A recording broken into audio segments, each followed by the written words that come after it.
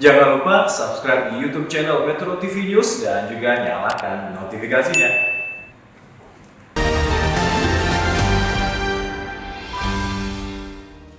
Selamat pagi pemirsa, subsidi bahan bakar minyak atau BBM belum dicabut sampai saat ini. Akan tetapi pemerintah sudah memutuskan untuk mengalihkan subsidi itu. Pemerintah mengalihkan subsidi BBM ke bantuan sosial atau Bansos senilai 24,17 triliun rupiah.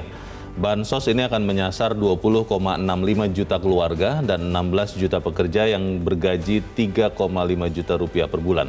Pengalihan subsidi BBM dari berbasis produk kepada masyarakat yang membutuhkan bisa disebut sebagai koreksi kebijakan.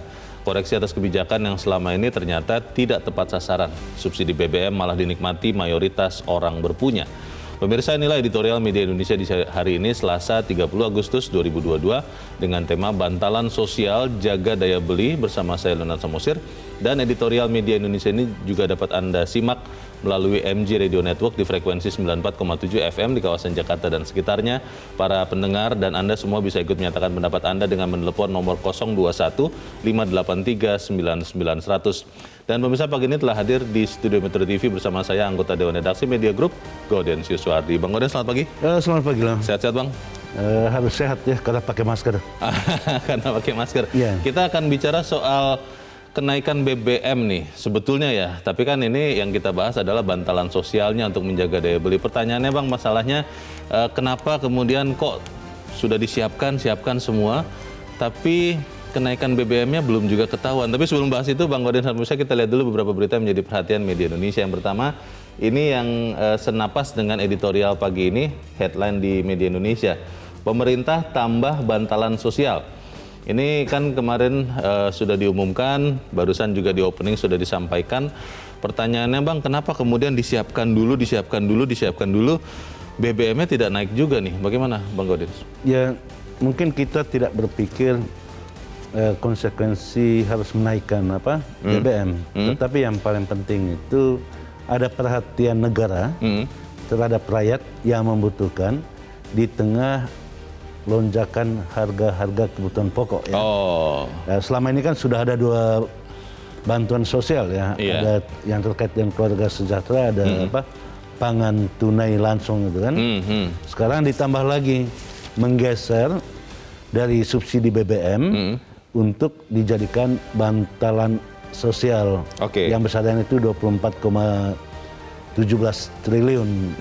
Nah, pertanyaan besar memang yang ditanya banyak orang, apakah dengan menyiapkan bantalan sosial ini, pemerintah akan mengumumkan penaikan tarif harga BBM itu? Ya tunggu saja. Tunggu tanggal mainnya ya? Tunggu tanggal mainnya ya. Masalahnya, Bang, sambil menunggu itu ternyata harga-harga sudah naik, katanya begitu, Bang. Tapi ya sudah, kita nanti akan bicarakan lebih jauh di editorial. Kita beralih dulu ke berita selanjutnya dari halaman 2, halaman dalam di harian Anda, pemirsa. Ini terkait dengan jadwal pilkada ya di 2024. KPU konsultasi DPR terkait pilkada 2024. Ini kemarin menjadi topik editorial, Bang Gauden, dan belum tahu juga apakah akan tetap bulan November 2024 atau akhirnya dimajukan ke September. Ini konsultasinya ini bisa cepat, bisa segera memutuskan atau bagaimana, Bang? Ya, dari sisi hukum itu sebelum ada putusan terbaru, kita berpatokan pada putusan lama, pilkada digelar pada 27 November 2024. Sekarang ada usulan supaya dimajukan. Menurut saya usulan ya masuk akal juga. Kalau dimajukan itu kan berarti di bulan September. September ya masih Jokowi presidennya. Kalau November itu Jokowi diganti pada 20 Oktober 2024. 1 bulan setelah dilantik presiden baru gitu kan. Mungkin situasi pada saat itu belum terlalu kondusif untuk penyelenggaraan pilkada, sehingga ada usul untuk dimajukan ke September. Tapi ini kan hasil konsultasi ini harus diputuskan bersama dengan pemerintah juga kan ya? Pemerintah, DPR, KPU. KPU itu kan akan berkonsultasi dengan DPR, DPR dan pemerintah. Karena 3 pihak itulah yang memutuskan. Tahapan pemilu. Tetapi harus tegas dikatakan per undang-undang, menurut Undang-Undang Nomor 10 2016 itu, yang menentukan jadwal itu bukan DPR, bukan pemerintah, tetapi KPU. Oh, Malah akan tetapi kita tahu KPU itu kan tidak pernah mandiri di dalam menentukan tanggal pilkada maupun tanggal pemilu ya. ya. Supaya sama-sama bersepakat, Bang, supaya sama-sama menyelenggarakan. Ya karena dua pihak itu, pemerintah dan DPR, itu yang menentukan anggaran pada akhirnya. Tadinya saya mau bilang itu, tapi ya sudahlah, sudah disebut ya. Ya kita harapkan kemudian hasil konsultasi DPR dan KPU ini juga benar-benar bisa memberi kepastian kapan Pilkada 2024 diadakan. Kita ke berita selanjutnya di halaman 3. Ini masih terkait dengan pemilu 2024.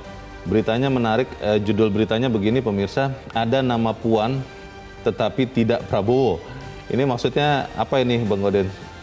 Ya, Partai Nasional, Amanat Nasional itu kan baru menyelesaikan agenda nasionalnya. Di situ disebutkan sejumlah nama ya, ada 9 nama yang disebutkan di sana. Ada nama Puan yang disebut itu. Oh, ini hasil Rakernas PAN ya. Bakal calon presiden. Tapi tidak ada nama Prabowo. Oh. Kita tahu Prabowo juga mencalonkan diri untuk calon presiden, sudah deklarasi. Sudah ditentukan oleh partainya. Oleh Partai Gerindra. Ya. Oke. Ya, kalau Puan ini kan dalam beberapa hari lalu Puan mengatakan ada kejutan perempuan akan menjadi calon presiden di 2024. Oh. Ya, orang mengira menafsirkan, menafsirkan bahwa Puan akan maju gitu. Nah, pertanyaan yang besarnya itu, apakah Partai Amanat Nasional yang juga bagian dari koalisi Indonesia Bersatu itu, pertanyaannya apakah dia juga akan mengusulkan Puan? Oh. Atau dengan kata lain, apakah dia akan berkoalisi dengan PDIP gitu. Dengan pertanyaan besarnya. Oke, ya sudah, kita ikuti saja nanti perkembangannya seperti apa ya, karena ini kan masih sangat cair ya sampai penetapan calon-calon. Kita ikuti aja saran Presiden, ojo ke susu. Ojo ke susu itu pemirsa artinya jangan terburu-buru. Untuk Anda yang mungkin belum mengerti apa artinya ojo ke susu. Baik, kita tinggalkan itu, kita ke editorial langsung. Editorial hari ini diberi tajuk Bantalan Sosial Jaga Daya Beli. Ini saya melihat sejarah Bang, bahwa menaikkan harga BBM itu dilakukan hampir semua presiden di Indonesia. Tapi untuk yang kali ini saya lihat kelihatannya pemerintahan Joko Widodo ini sangat berhati-hati ya. Tidak langsung diumumkan. Beberapa waktu yang lalu ada Menteri Keuangan memberikan keterangan pers, tapi ternyata tidak mengumumkan kenaikan BBM. Sekarang bantalan sosial sudah dibuat. Apakah kemudian nanti akhirnya BBM benar-benar dinaikkan atau bagaimana nih Bang? Iya loh, sejarah pula mengajarkan kepada kita bahwa setelah dinaikkan ada yang dibatalkan. Oh iya, pernah ya? Pernah ya. Pernah ada. Itu artinya selalu ada koreksi terhadap kebijakan. Terkait dengan bantuan sosial yang dikaitkan dengan subsidi BBM, editorial mengatakan ini salah satu bentuk koreksi kebijakan pemerintah yang memberikan subsidi itu kepada produk, bukan kepada orang. Kalau produk itu semua orang bisa menikmati. Dan memang faktanya bahwa subsidi BBM itu bukan dinikmati oleh orang yang tidak mampu. Orang-orang yang mampu, orang-orang yang berpunya, orang-orang kaya yang menikmati subsidi BBM itu. Malah pakai Pertalite. Ya. Karena itu memang kita menyarankan ke depannya subsidi itu hendaknya kepada orang gitu, tidak kepada produknya. Iya. Pertanyaannya Bang, kalau kemudian diberi judul Bantalan Sosial Jaga Daya Beli, sebelum BBM naik, sekarang itu kebanyakan harga sudah naik. Harga bahan makanan, harga makanan minuman sudah naik. Dan kalau sinyalemennya mereka mengatakan mereka mengantisipasi kenaikan BBM. Kalau kemudian harga sudah keburu naik, bantalan sosial dibagi, apakah kemudian bebannya tidak sama saja, tidak membantu juga daya beli kalau kemudian akhirnya BBM itu dinaikkan? Tapi itu akan kita bahas, Bang Goden, bisa tetap bersama kami. Inilah editorial Media Indonesia untuk hari ini, Selasa 30 Agustus 2022, bantalan sosial jaga daya beli.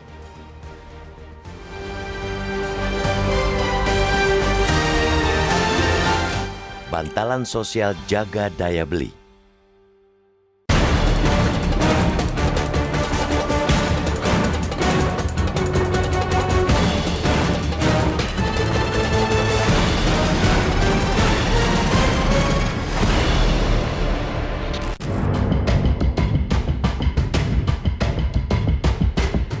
subsidi bahan bakar minyak atau BBM belum dicabut sampai saat ini. Akan tetapi, pemerintah sudah memutuskan untuk mengalihkan subsidi tersebut. Pemerintah mengalihkan subsidi BBM ke bantuan sosial atau Bansos sebesar 24,17 triliun rupiah. Bansos akan menyasar 20,65 juta keluarga dan 16 juta pekerja dengan gaji 3,5 juta rupiah per bulan.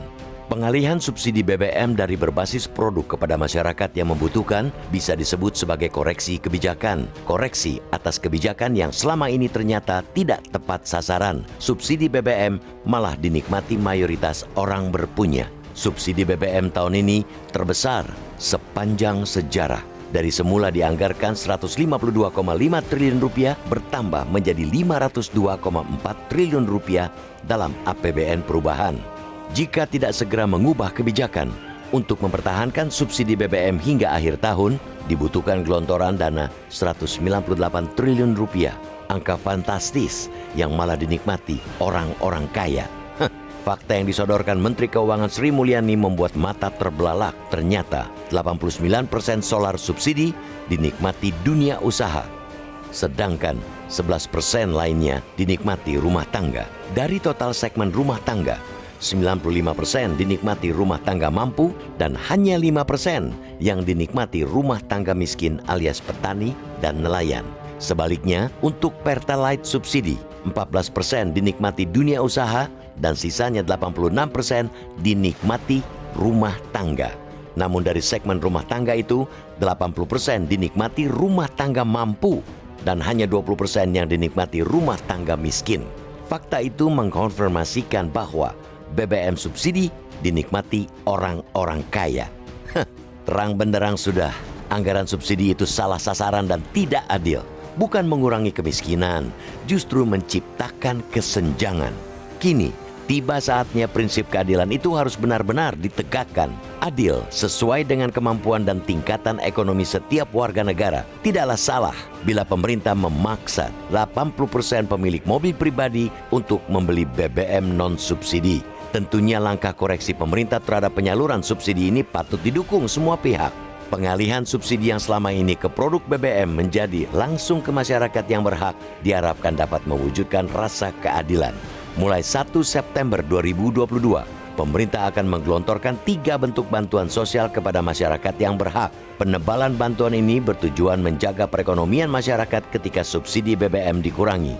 Jika tak ada kompensasi, daya beli masyarakat bisa tertekan dan berdampak pada pertumbuhan ekonomi.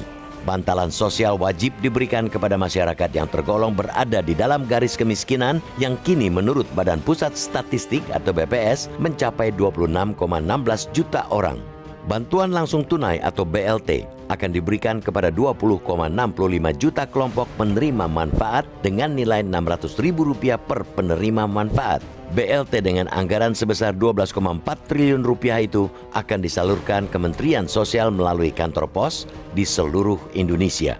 Selanjutnya, yakni bantuan subsidi upah sebesar Rp600.000 untuk para pekerja dengan gaji di bawah 3,5 juta rupiah per bulan dengan total anggaran sebesar 9,6 triliun rupiah. Pemerintah pusat juga meminta pemerintah daerah mengalokasikan 2% dana transfer umum untuk membantu sektor transportasi, baik itu angkutan umum, ojek maupun nelayan. Anggarannya akan diambil dari dana alokasi umum dan dana bagi hasil sebanyak 2,17 triliun rupiah. Penyiapan bantalan sosial itu diharapkan dapat menjaga daya beli masyarakat sekalipun pemerintah menaikkan harga BBM.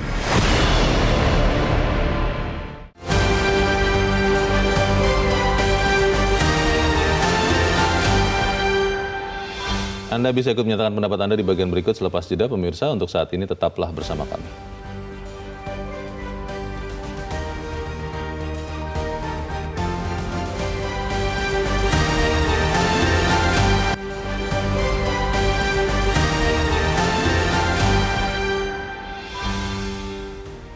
Terima kasih pemirsa, Anda masih bersama kami dan kita akan berbincang Bang Gaudens dengan pengamat ekonomi. Kita sudah terhubung lewat saluran telepon dengan Afiliani. Mbak Afi, selamat pagi.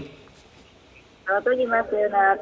Ya, Mbak Afi, kita kan sudah lama ya mendengar bahwa pemerintah sudah kelihatannya tidak sanggup lagi untuk terus menambah subsidi BBM dan akhirnya kayaknya sepertinya akan segera menaikkan harga BBM. Tapi kita lihat bahwa pemerintah sekarang mendahulukan untuk meningkatkan bantuan sosial atau bantalan sosial. Pertanyaannya Mbak, apakah kemudian dengan kenaikan harga-harga yang sekarang sudah terjadi makanan minuman, bantuan sosial ini benar-benar bisa menjaga daya beli masyarakat kalau nanti BBM akhirnya benar-benar diumumkan naik? Bagaimana Mbak Afi?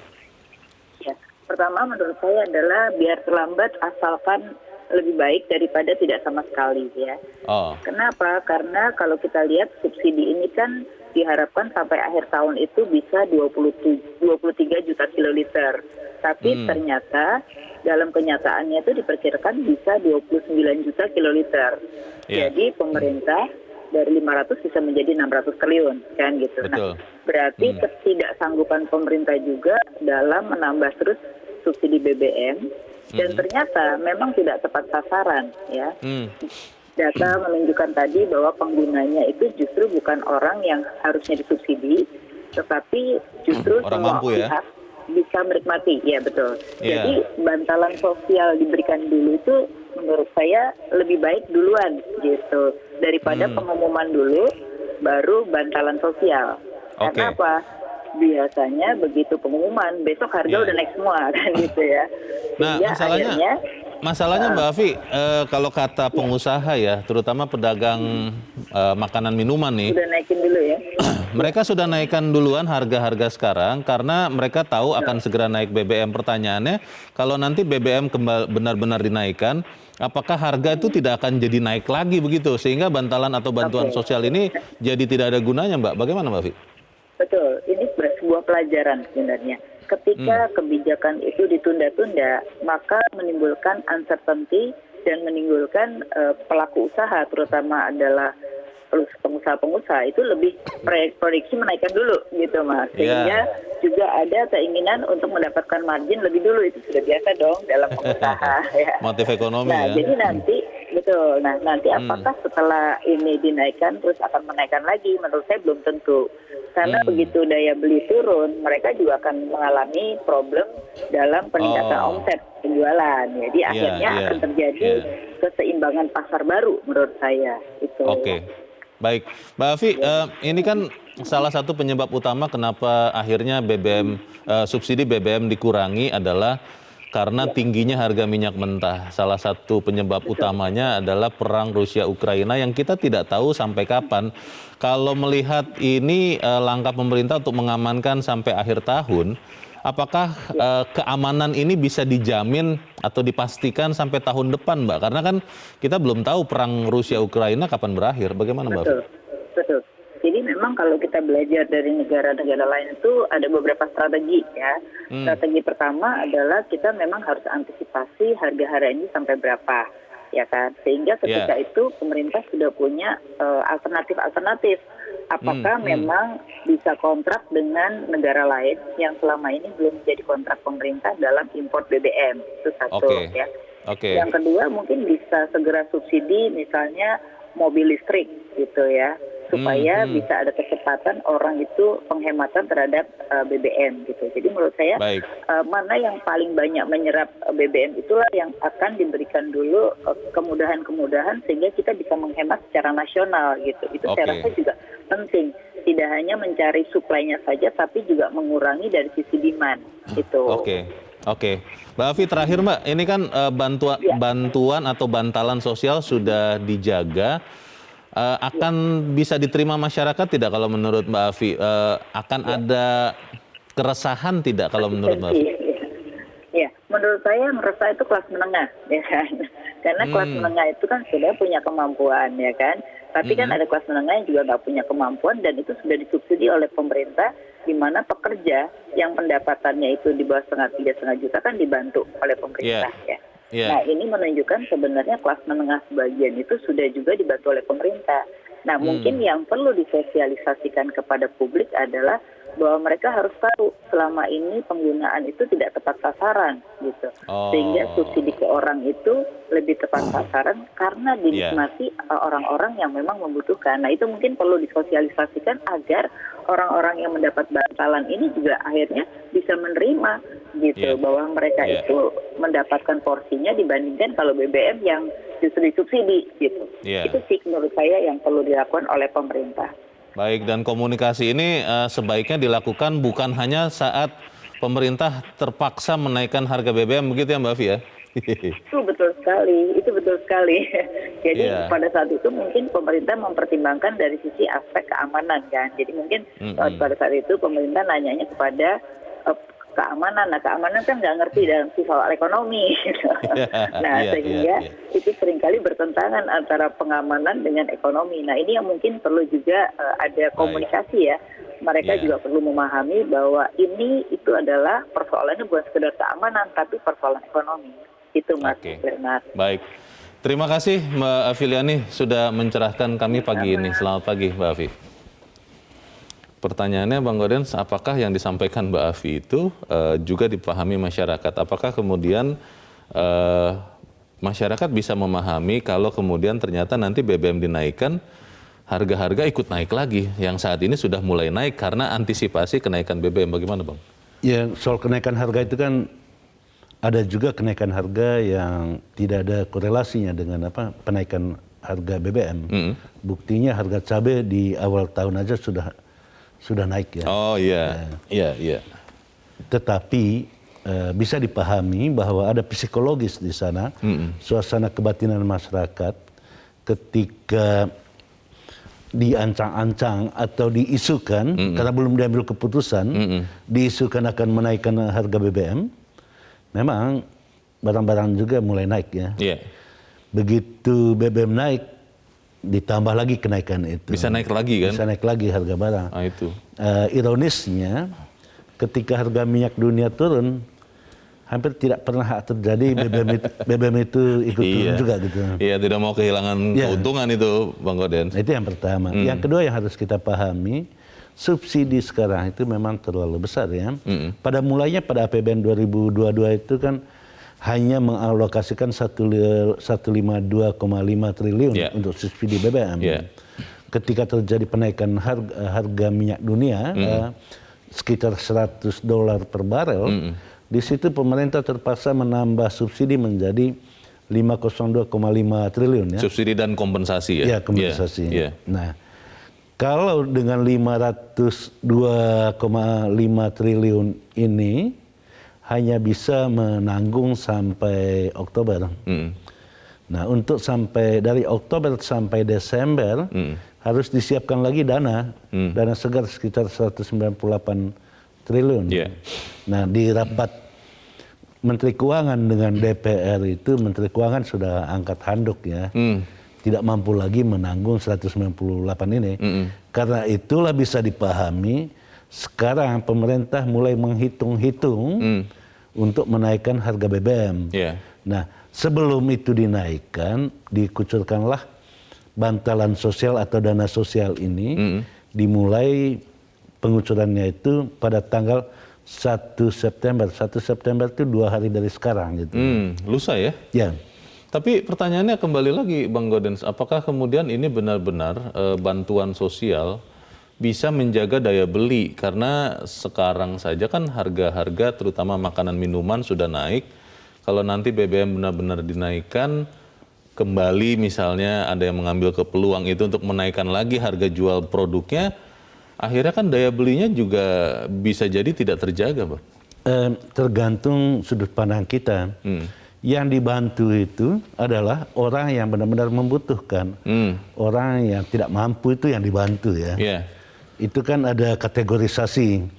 Hanya saja di sini ada tambahan untuk pekerja yang gajinya itu di bawah 3,5 juta ya.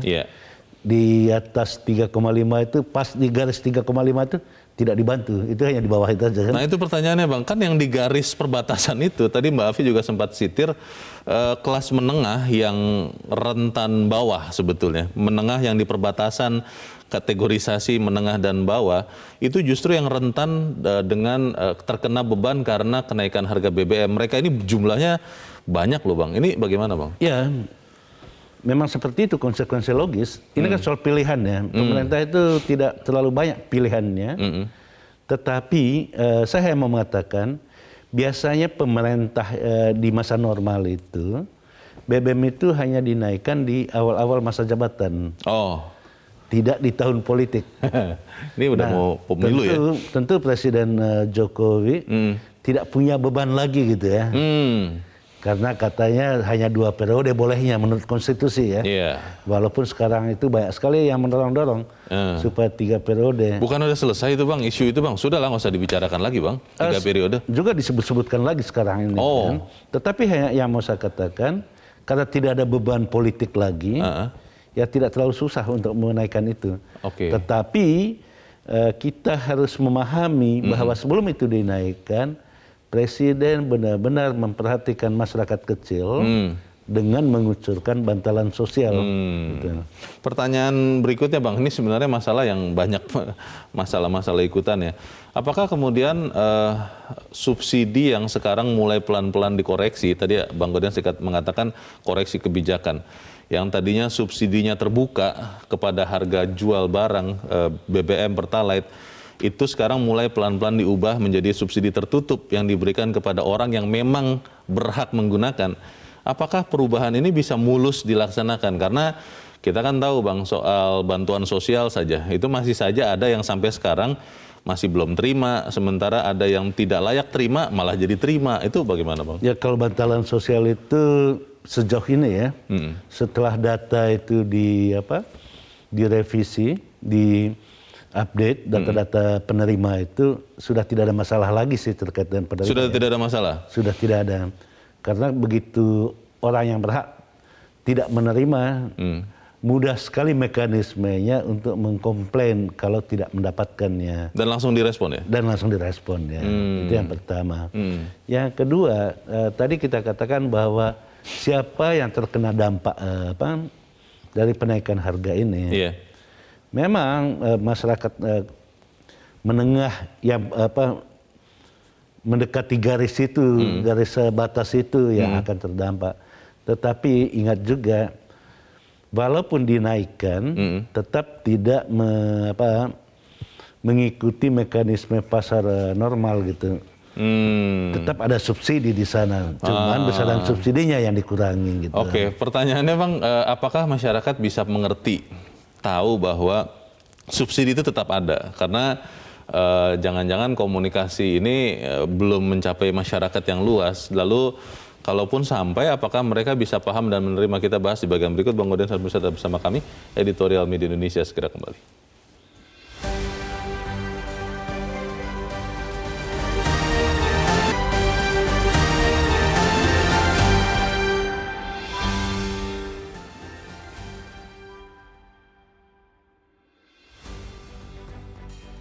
Terima kasih Musa, Anda masih bersama kami di Editorial Media Indonesia, dan kita di bagian akhir dari diskusi kita pagi ini. Sebelum kita lanjutkan diskusi, Bang Godian, kita mau mendengarkan suara pemirsa.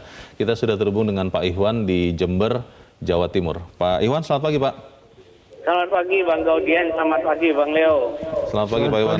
Bagaimana Pak, bantalan sosial ini bisa menjaga daya beli tidak menurut Anda Pak Iwan? Ya, kalau itu bantalan itu merupakan tindakan, maka tindakan itu harus yang konseptual, sistematik, operasionalistik, skala prioritas, dan perspektif, kan begitu. Jadi daya beli ini menentukan bagaimana sebenarnya penilaian kita terhadap stabilitas ekonomi kita. Sebab daya beli inilah yang akan menentukan. Jadi kalau kemudian bantalan itu berupa tindakan yang misalnya menarik subsidi, nah ini malah nambahin masalah sebenarnya. Kemudian yang kedua, kalau itu bantuan sosial, ini juga nambahin masalah. Sebab kita ini tidak bersih dari korupsi. Luar biasa kita ini. Nah, sedangkan keadaan kita itu seperti orang sakit. harus pemulihan. Nah, pemulihan inilah diperlukan tindakan yang bijak. Nah, tindakan bijak yang menyangkut tentang umum, kebijaksanaan untuk publik itu harus betul-betul itu dilakukan. Yang jadi heran ya, apa yang dikerjakan menteri-menteri ini sebenarnya? Lalu konsep kita bagaimana untuk mendandani ekonomi yang parah, bukan hanya kita, negara lain juga begitu. Tapi akibat dari pandemi ini luar biasa sekali, terasa di bawah sekali. Maka sebagai penutupnya, daya beli inilah yang akan menentukan bagaimana kita mensinyalir ekonomi kita ini bisa baik apa enggak. Sebab inflasi itu akan timbul kalau tindakan tidak bijaksana. Terima kasih. Baik. Terima kasih Pak Iwan di Jember, Jawa Timur untuk pendapat Anda. Selamat pagi Pak. Kalau Bang Gaudens kembali ke pertanyaan sebelum jeda dan dikaitkan dengan yang dikatakan Pak Iwan, saya merasa bahwa masyarakat itu banyak yang belum terupdate dengan perkembangan ekonomi dunia yang nyata-nyata langsung berpengaruh ke ekonomi Indonesia. Sehingga ketika misalnya pemerintah ada rencana untuk menaikkan harga BBM bersubsidi, banyak yang kemudian bertanya-tanya, loh kok jadi naik? Kan selama ini kita aman-aman saja. Ini bagaimana nih Bang, komunikasi, sosialisasi pemerintah Bang? Ya harus jujur dikatakan ya, walaupun jujur itu terasa berat ya. Pahit kadang-kadang? Ya pahit kadang-kadang ya. Pemerintah memang ada persoalan besar di dalam komunikasi politiknya. Karena para pejabat pemerintah itu cenderung, akhir-akhir ini ya, pejabat pemerintah itu cenderung mengatakan bahwa sudah melakukan sosialisasi dengan menggunakan akun media sosial pribadi. Oh iya. Ini yang harus kita kritik. Ini mengelola negara, ada aturan-aturan yang harus dilakukan. Gunakanlah media resmi untuk melakukan sosialisasi yang menyangkut kebijakan publik.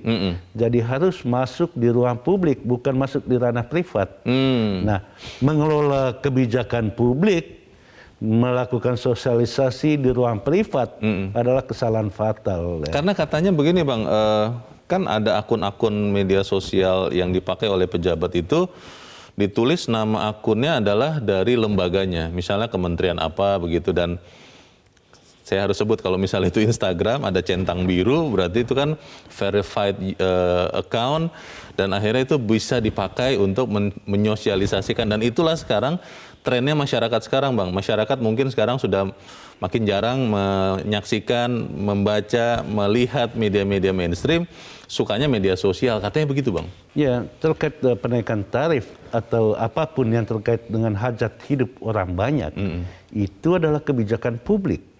Kebijakan publik itu harus dikomunikasikan kepada publik, bukan komunikasinya di ruang privat. Ini kan soal salah salah memilih strategi komunikasi. Dan itu yang harus kita kritik dan harus terus-menerus dikritikkan. Bahwa jangan salah memilih media untuk melakukan sosialisasi atas kebijakan publik. Kebijakan publik itu harus disosialisasikan di ruang publik karena di sana ada pertanggungjawaban publiknya.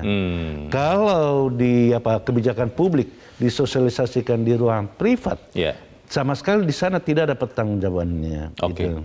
Kita harapkan komunikasi ini juga sosialisasi bisa diperbaiki supaya kemudian jangan sampai ada pikiran masyarakat bahwa kalau sudah kesulitan terpaksa harus menaikkan BBM, buru-buru sosialisasi, tapi sebelum-sebelumnya tidak ada juga, begitu ya Bang ya? Ya tidak hanya terkait BBM ya, terkait dengan undang-undang juga kan seperti itu persoalannya. Baik, kita harapkan bahwa apapun yang diputuskan pemerintah, kita semua bisa beradaptasi dengannya dan pemerintah juga bisa memperbaiki komunikasinya. Bantalan sosial bisa menjaga daya beli. Bang Gaudens, terima kasih sudah hadir di tempat ini. Selamat pagi Bang. Pagi loh. Pemirsa, pemerintah pusat juga meminta pemerintah daerah untuk alokasikan 2% dana transfer umum untuk bantu sektor transportasi, baik itu angkutan umum, ojek maupun nelayan. Anggarannya akan diambil dari dana alokasi umum dan dana bagi hasil sebanyak 2,17 triliun rupiah. Penyiapan bantalan sosial diharapkan bisa menjaga daya beli masyarakat sekalipun pemerintah waktunya nanti menaikkan harga bahan bakar minyak. Saya Leona Samosi, berterima kasih Anda sudah menyimak editorial Media Indonesia untuk pagi ini. Tetap pakai masker Anda untuk menjaga kesehatan Anda. Selamat pagi, sampai jumpa.